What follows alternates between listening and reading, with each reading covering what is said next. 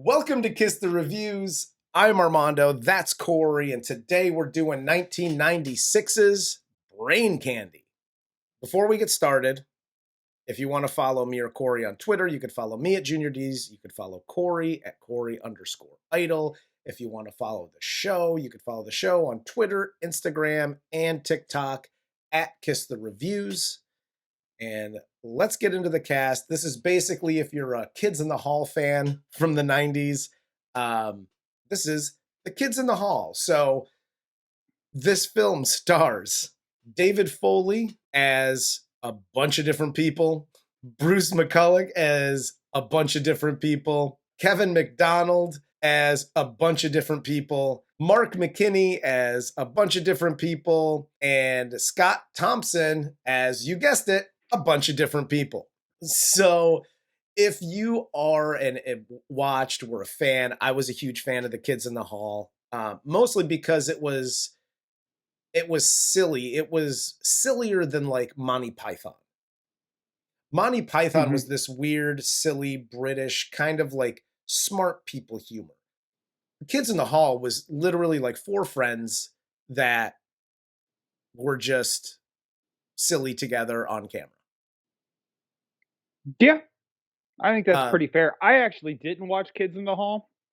I grew up in a very xenophobic home, so Canadians were quite distasteful to us. Do you think that's funny, soldier? No, sir! I was more watching the Seinfeld and Friends and fucking even Frasier back then than I was watching like even SNL or the sketch comedies.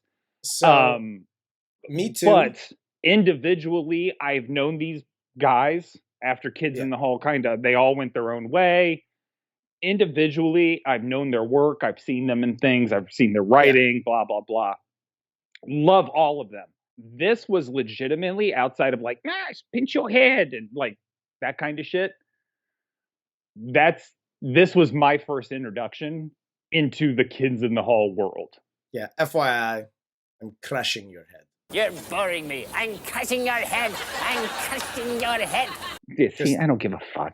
I'm just saying. I know there's going to be people that are like Kids in the Hall fans that are going to be like, dude, what the fuck are you doing? But yes, it is. I'm crushing your head. I'm crushing your head. I'm crushing your head. Again, huge fan of Kids in the Hall. And by the way, I had no friends, so I did also watch Friends and Frasier and Seinfeld. And I threw Kids in the Hall into the mix and some other things because I never left my house because no one liked me. So, with that said, let's get into the Kids in the Hall, their movie Brain Candy. And again, front to back, super silly. The whole premise of this movie, like it opens up with a series of scenes at a rock club, suburban family's home, where like the dad's masturbating to, gay porn, psychiatrist's office, and finally to this underground depression project where scientists are working on a pill to cure depression, which the pill looks similar to like a Jolly Rancher. What I did really like about this, we kind of talked about this a little bit before we recorded, but what I really liked about this was, in the mid 90s, this was a thing. Like now, you said it. Everybody knows, Big Pharma, bad. They're putting out a bunch of shit. Everybody nowadays has got pills for goddamn everything. Mm-hmm. We know where it's at. But back then, it wasn't in the forefront. Oh, 100%. This movie was, again, this being my first time seeing it. In the 90s, especially being, 16, 17 when this came out, I would not have appreciated what the message was in this movie. And even though they do beat you over the head, the movie's so fucking ridiculous and stupid and silly that it blends in well. So this isn't one of my messages.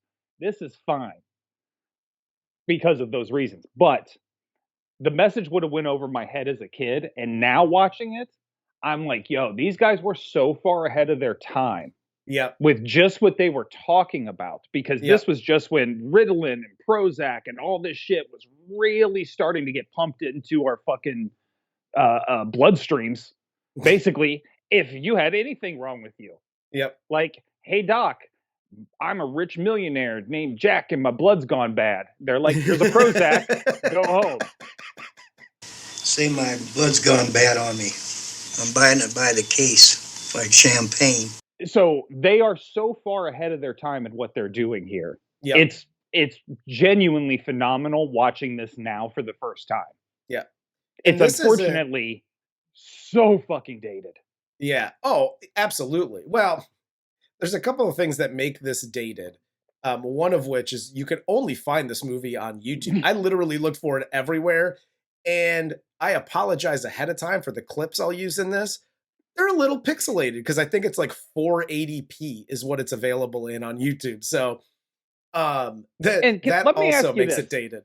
Since we're on that topic, because I wasn't going to bring this up as a gripe because I'm trying to be a better person overall in my life. We know you're not. We know you're not. I'm failing miserably, but I'm trying real fucking hard. Corey's Life Lessons. Hi, Jeff Bezos. Uncle Corey here. You bald fuck. If you put something like Kids in the Hall, Amazon original series, on your Amazon Prime platform, maybe, just maybe, offer their fucking movies to rent or buy as well. I'm not asking for it for free. I'm happy to rent the fucking movie. But to make me go on YouTube like a fucking pork and watch this pixelated shit like I'm in 1980s in my fucking grandmother's house, watching fucking Go-Gurt commercials or whatever the fuck was going on. Fruit Stripe gum is what this looked like. It looked like a Fruit Stripe gum commercial. You making me watch that when you have the capabilities because you own the fucking Kids in the Hall brand to put this fucking movie on your platform and you don't do it? Suck a dick, motherfucker. Fruit Stripe gum and bubble gum. God damn. I just went to church. Yeah, you did. Yeah, you did. The Holy Spirit took over me there. The video on YouTube looked like they literally dubbed the VHS tape and just uploaded it to YouTube. Oh, 100%. So the scientists here, they developed, this pill, and it takes you back to like the happiest moment in your life, and they give the pill to their first patient 957. They observe the results. And again, just like in any other, big pharma company, the CEO, his name's Don, and he's coming in and we got to cut blah, blah, blah. So I need to see everybody's ideas and the pills that they're creating and whatever. So without a whole lot of research, and what they do show a little bit of the testing, and Brendan Fraser, actually, he shows up for a little bit in this movie. And he's got like the zits on his face, and he was like, "Yeah, I'm taking the sugar pills." This was one of the actual bits I really, really enjoyed, and I wish they would have done this a little bit more. Yeah. With the movie, like keep the same movie overall, but this is kind of where it fell for me. This was a skit. Yeah, this was like placebo guy.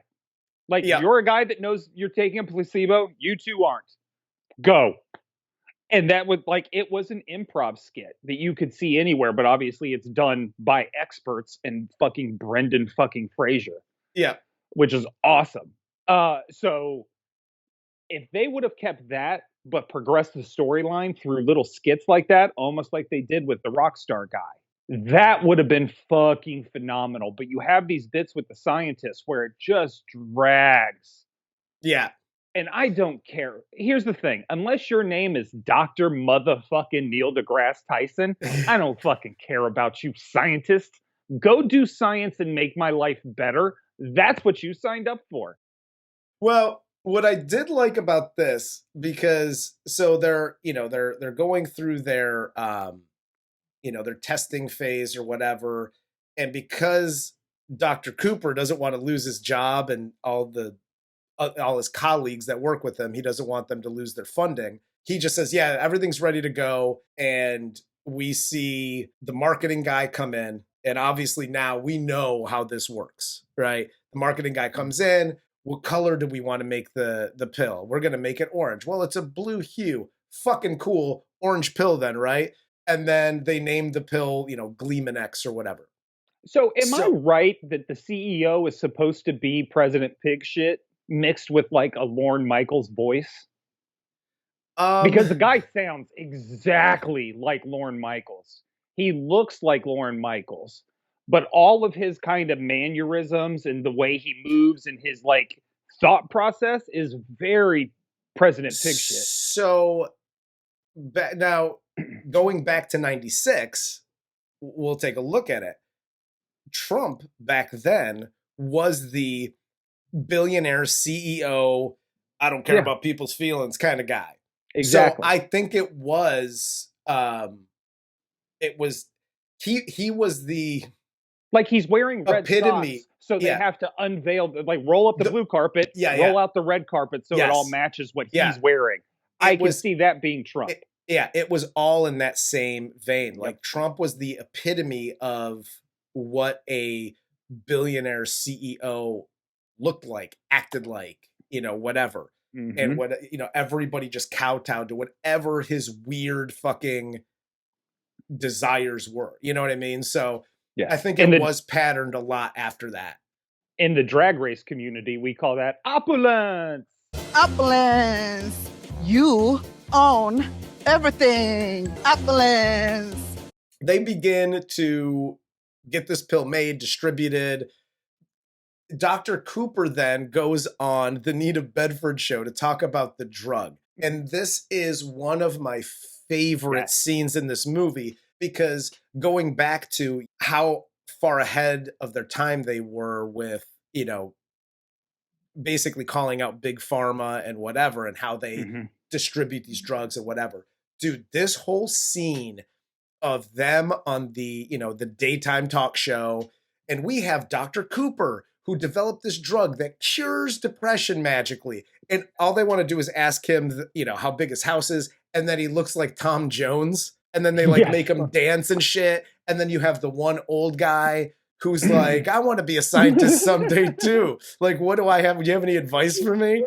Like this whole thing, and just mocking the daytime talk show, especially the fucking garbage that they were putting on TV in 96 as daytime talk.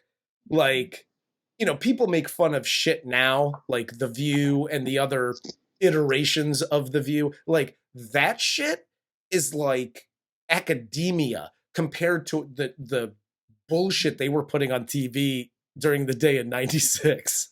Oh, yeah. Like, if you want to know how crazy the 90s were and the shit we were putting on TV, and obviously this is for our younger viewers.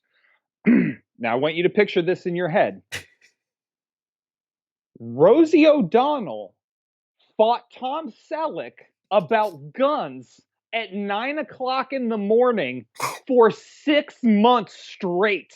That was a real thing that happened. Oh my God. Yes. And you know what's funny? Until you said that, I totally forgot about that. That was a thing. Yeah, this is why I'm in therapy. Today's show is sponsored by BetterHelp. It's not. They hate us. So after that whole thing, we cut back to the suburbs. Wally gets caught by the cops for having sex in public men's room. The cops take him home, where he continues to explain that he's not gay. And then he goes to the psychiatrist, who gives him the pill. And then he comes out of the closet. And I love that storyline. Had me fucking dying. So that when he was always the last guy to come out of every fucking room, like when they busted the rest area. Yep. Which was a big thing also. And ever since basically the majority of people have made life impossible for gay people to just be themselves. Yes. That's been a thing where gay people used to go to the rest area and it fucking cop blowjobs or whatever. That used to be very real. You were right. Him always being the last one to walk out of these rooms after they were busted by the cops is so fucking funny and so brilliant and such a great long running gag. It's one of the few long-running gags in the film, and it plays perfectly. It- Just the wife knowing the kids, where's dad? Oh, he's upstairs masturbating to gay porn. Yeah. Again, like it's just so fucking funny. Yeah. And that is literally how probably 85% of homes in the 90s handled issues like homosexuality. Yes. Just 100%. don't talk about it. Yes. Don't talk about it. Don't admit it. Yep. You know, find your beard and let's move on with our lives. The other 15% just kicked him out of the house and said, I disown you. Yeah, exactly. They cut to this rock club where they've cut to a few times, and you see the, you know, the singer, and he's what I like to call the like I'm Cry rock, that which was really popular at the time. Everything Call it what was you really call it. what? Call it what you really call it. I'm Cry. Yes, thank you. I'm Cry So Bad rock. So yeah, so it's the I'm Cry So Bad. There's a lot of racists that watch this show, dude. That's going to get miles. Every time we do an accent, the comments just blow up. Like, these white boys are funny. They took our jobs. What's funny here, real quick, is the 90s, like this era, was so bleak and dark for like Gen Xers and shit. There was a WCW wrestler named Raven, and he would do vignettes of like, nobody would play with me on the playground. And I'm all alone in this world now because of it. It's like, dude, what the fuck is this shit? Seriously, Well, I don't know who the fuck we thought we were to be so like, everything sucks. For who? well, You were all white like me, you whiny bitches. It was pretty great. well, then they Pretty wonder why Gen Xers grew up and we're so fucked up and like we're all over the place. This is part of the reason. But you know, so you have this rock guy and he's like, fuck happy and I'm so sad and that's my life.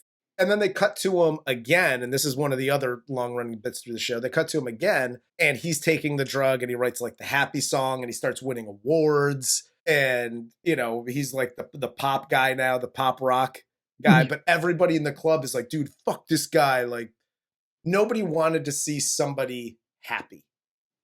Nobody wanted to see their rock star, their rock hero write happy songs. Alanis Morissette went through this shit. I want to say it was in the late 90s because like she came out with Jagged Little Pill. And then I think she had a follow-up album. And like the third album was like more like singy-songy and a little bit happier because, you know, her life got a little bit better and everybody shit all over her. Because, like, you can't write songs about being happy. You're the angry woman. Why isn't there a third Angry Woman album?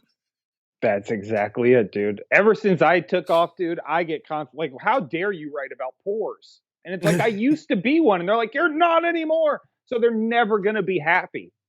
No, not at all. My favorite part of this, well, not my favorite part, but one of my favorite parts is the numbers come in at the pharmaceutical company and in Drug Variety magazine. And Don sees that Gleamanex is the #1 drug and they beat penicillin.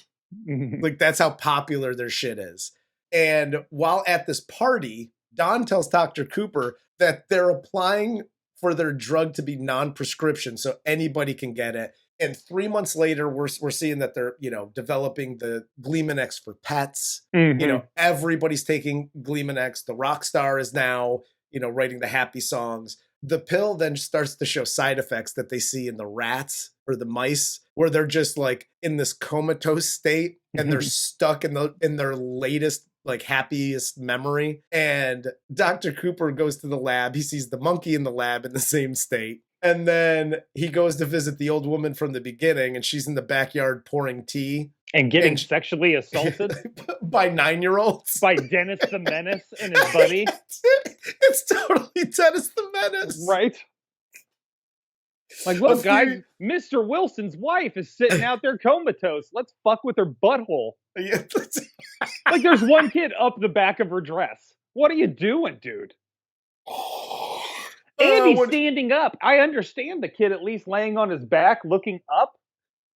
Like, I get what you're trying to do. There's a kid standing up who is like, are you little Dennis the Menace? Are you eating that old lady's booty hole? Because that's what it looks like. This is Dennis the Menace a few years later. He's like 12 now and he's just licking old lady booty hole. Like that's what happens when you don't put kids like Dennis the Menace in their place. They grow up and they lick old ladies' booty holes. That's how you go from misdemeanor to felony. Just like that. You were right. After visiting her, they see, he sees her in this comatose state. He goes to the pharmaceutical company and talks to Don about the side effects, and everybody's now in this comatose state. He tries to get him to go to the media. Obviously, Don says no. So Don then takes him down to a room where they've just collected all the people that are in this comatose state and just put them in a room. And like, that's the pharmaceutical company's solution to the problem. I'm Jesse Ventura. Welcome to Conspiracy Talk. This is what black sites are being used for today. I can't do a fucking accent. I don't know what I'm doing.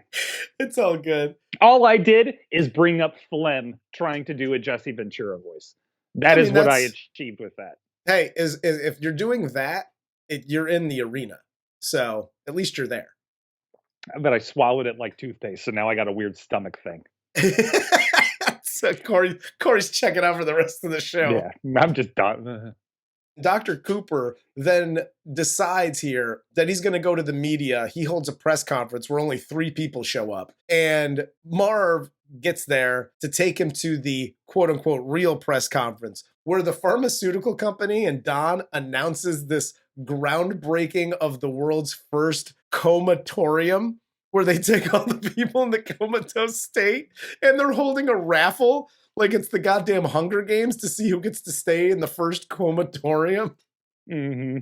Like, and when I talk about this, the kids in the hall just being silly and like just silly things, when shit like this comes up, I immediately get transported into the writer's room and they're like, okay, we need to like a resolution to this movie. He does the press conference nobody shows because they're all at the big one where he's promoting this, like, I don't know, this facility for these people. And somebody in the room just goes, you mean the comatorium? And they're like, the comatorium, that's perfect. It's basically, a hotel or apartments for these people in comas, which is fucking awesome, super silly. And then we get to the final series of scenes where Don addresses Dr. Cooper's depression and that he's clinically depressed and that's why he's outing the company and yada yada. So we get to the you take the pill, no, you take the pill, and Chris spits the pill, like grabs Don's junk, spits the pill into his mouth, and then Don apparently goes into a coma and Chris runs away. But my favorite part about that scene, in the scene before, when they're in the basement of the pharmaceutical company, and he's like, here's the room with all these people in the coma, and he's pointing the finger at them, and Dr. Cooper keeps slapping his finger away. During this press conference, he's got the giant brace on his hand, and his finger's all braced up. Again, something so small, dumb, super silly. And that was the first thing I noticed when the scene started, was the brace that he had from his fucking elbow all the way to his finger. Well, there you have it. I've done my part. Again, dumb movie, but these are the stupid little things that I appreciate. And again, maybe it's just because I was a Kids in the Hall fan, and that's the dumb shit that they would do on the show. But I appreciated all of this. Oh, no, those are the little touches that elevate a joke. From, oh, that was good, to, holy fuck, there are layers. Like, it's not only what they're saying, it's how they're looking. It's not only how they're looking at each other, it's what the clothes they're wearing. It's not only the clothes they're wearing, but the call back to the thing. You know what? Everything you have to take in for the joke to fully hit. And that's what I appreciate the most about, like, these Kids in the Hall, the Christopher Guest people, Upright Citizens Brigade people, all of these different improv groups that are professional, not like, give me a word and then Give me a funny color. I'm a blue airplane. Oh, that Yep. bullshit can go fuck itself. Yes. But like the real professional, I mean, it's like, Major League versus Single A baseball. I want to see the major leaguers play. Oh, 100%. And these guys are major league players.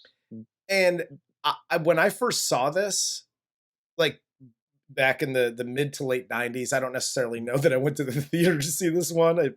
It might have been one of those 50-cent movies at Blockbuster. Yeah, Dollar Tuesdays. Yeah, so when I rented this, I just saw it as silly and funny, and I got all of the obvious jokes. And watching it now, a number of years later, I'm now getting those layers, and I'm able to see the layers, and I'm like, I appreciate it much more now versus the the dick jokes. Bah. You know what I mean? Like back then, and you're right, they did have layers to every single bit that they had throughout this thing. But the movie ends as everyone here is on this new Gleeman X drug. They're walking around in this comatose state through the streets, and Dr. Cooper and his team are now underground in their lab again, working on a pill to give everybody depression. Like, it's a brilliant resolution to the movie. And the fact that the voiceover at the beginning that's describing to you what's going on, and the voiceover at the end was the random cab driver, I just thought was funny too. Like, it was just like the random cabbie. Before, I always knew I was a son of a bitch, but now I'm the only son of a bitch I know. No, I thought this movie, the movie holds up from the sense that it was so far ahead of its time. The one humorous thing from the 90s that doesn't really carry over to today is all of the guys dressing as the women as well. And that's simply because, like, dude, I fucking every Friday night, I literally watch grown men tuck their dick and balls back and dress like a woman and then put on an epic fucking talent show. It's not a big deal to see a guy in a fucking dress. Well, or to have the two guys kiss at the end. Yeah. It's not a big deal.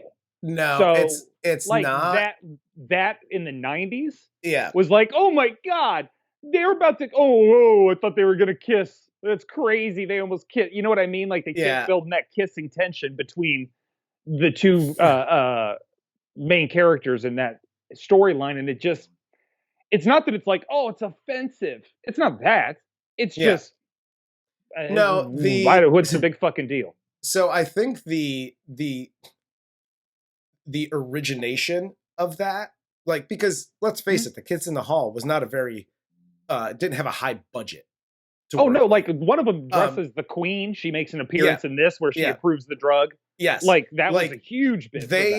It was just the four of them. And I don't even know if they had a director for Kids in the Hall. Like, I think the camera guy was the director, but he also played one of the characters. Like, I think their budget was so small that they had to play all the characters on Kids in the Hall. So they just took that. And that's all these characters are in this movie. A lot of them were from the Kids in the Hall show. And they just took them and put them on here. Like Cancer Boy. Did you see? The doctor and me, did you see? But yeah, and that's the reason. Like the kiss at the end, like, I get that. And they used to do that stuff on the show all the time. And that's not as, I don't know, impactful or whatever. But I think they did it out, like the whole cross-dressing thing, they did out of necessity. It wasn't about... I get that. Yeah. And let me tell you, had they not had the two actual women wake up next to him in bed, then it wouldn't have seemed like they were trying to do something with everybody else being in That's a dress. fair. That's fair. But you know what I mean? Like, if those were like two other players from Kids in the Hall woke up next to him and were like, oh, cool, then big deal. That's just what we do. Yeah. No, yeah. No, I but see just what you're because saying. of that, it made it seem like, the two guys are going to kiss. It's like, who gives a fuck? I agree with that. And I mean, back then, even, some of the jokes and some of the things outside of that were not groundbreaking, but they were like, oh my God, I can't believe they did that or they said that or whatever. And like now, looking back, I just looked at this as just a very silly whatever. Like it was incredibly tame. Oh yeah. By today's standards. Oh yeah. Where back then it wasn't as tame. It was still considered silly, but the jokes and the bits and whatever weren't considered like super tame. You know what Canadian. I mean? It was Canadian comedy. Yeah. And to be honest, it goes to the line, but then it says, "Oh, apologies, eh?" Fuck you, buddy. Not gonna apologize. I mean, I'm sorry. So, yeah, but I mean, all in all, dude, I still find this movie funny. It still holds up in a lot of the ways that you said. I still find it funny, and I still think it holds up because, again, I hold a special place in my heart. I know there's a ton of Americans that don't get that Canadian humor or British humor or like those like weird, silly, whatever. So I know a lot of people watching this review probably be like, yeah, I didn't get it. I still don't get it. Like, I don't like it, but it was, I enjoyed it then. I enjoyed it now. So yes, I do like bad movies as well. No, I found myself bored as fuck. But also, it's not paced well. I'm not bagging on the movie. Yeah. Because I, one, appreciate what sketch comedy is. And that's basically what this movie is. Yeah. Is long form sketch comedy. And two, you can't deny who these guys are. Yes. They are all individually comedic legends. You were right. I totally get it. I wouldn't recommend this to people. But if somebody was like, dude, fucking Brain Candy's my jam, I'd be like, I can see that. True. Let's go drink a Labatt's and watch a hockey game. And then afterwards we can tune into Brain Candy, eh? Fuck you, Corey. Your mom's twat's so swampy, not even Ducks Unlimited will touch her.